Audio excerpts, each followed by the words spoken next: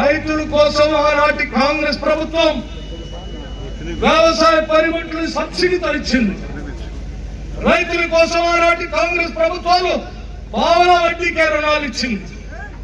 రైతుల కోసం ఆనాటి కాంగ్రెస్ ప్రభుత్వాలు పావలా వడ్డీ కూడా వద్దు, అసలు వడ్డీ లేకుండా రుణాలు ఇద్దామని రుణాలు ఇచ్చింది.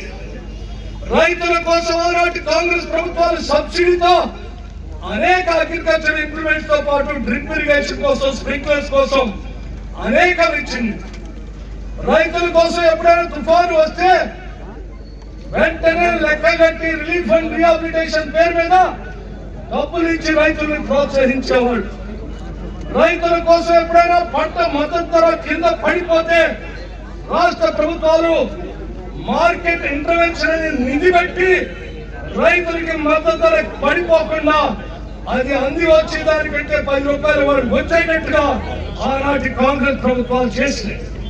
వీటన్నిటిని ఈ రోజు పొందబెట్టి కేసీఆర్ రైతుల బాధ, ఆయన ఉసురు, రైతు ఉసురు కొట్టుకుంటూ ఉన్నటువంటి కేసీఆర్ కి బుద్ధి చెప్పడం కోసమే కాంగ్రెస్ సంబంధించినటువంటి రైతులే కాదు, ఖమ్మంలో ఉన్నటువంటి రైతాంగ సోదరులందరూ కూడా ఈ రోజు నడుం బిగించి ట్రాక్టర్ ర్యాలీతో పొలికేక పెడతా ఉన్నారు.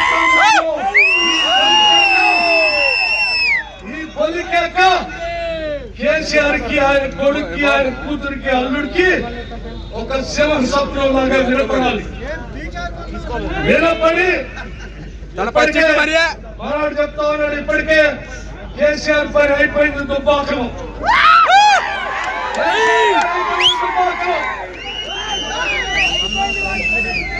అటు పక్కన గజ్రాలు, ఇటు పక్కన సిద్దిపేట, ఇంకో పక్కన సిరిసిల్ల. ఒకటి ఆయనది, ఇంకోటి కొడుకుది, ఇంకోటి అల్లుడిది. ఈ మూడింటి మధ్యలో ఉన్నటువంటి దుబ్బాక ప్రజానికం 63,000 ఓటేసి కేసీఆర్ కి బుద్ధి చెప్పారు. ఈ ట్రెండ్ అంటే టీఆర్ఎస్ పార్టీకి, ప్రభుత్వానికి వ్యతిరేకంగా ఓటేసేటువంటి విధానం ఈ రోజు రాష్ట్ర ప్రజానికం ఆలోచన చేస్తా ఉంది. ఎందుకంటే మేము ఆశించి తెచ్చుకున్న తెలంగాణ ఇది కాదు.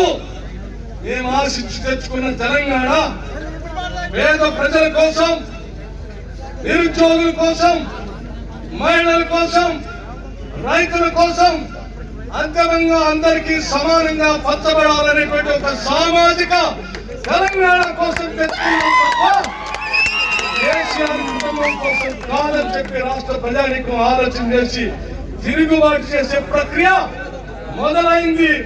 ఆ తిరుగుబాటు రేపు రాబోయేటువంటి 2023-24 అసెంబ్లీ ఎన్నికల్లో పెద్ద ఎత్తున ఒక ఉప్పెనలాగా, ఒక తుఫానులాగా, ఒక సునామీలాగా ఈ టిఆర్ఎస్ పార్టీని సమానంగా కూకటి వేళతో పీకేయటం అనేది వాస్తవం జరగబోయేది. అదే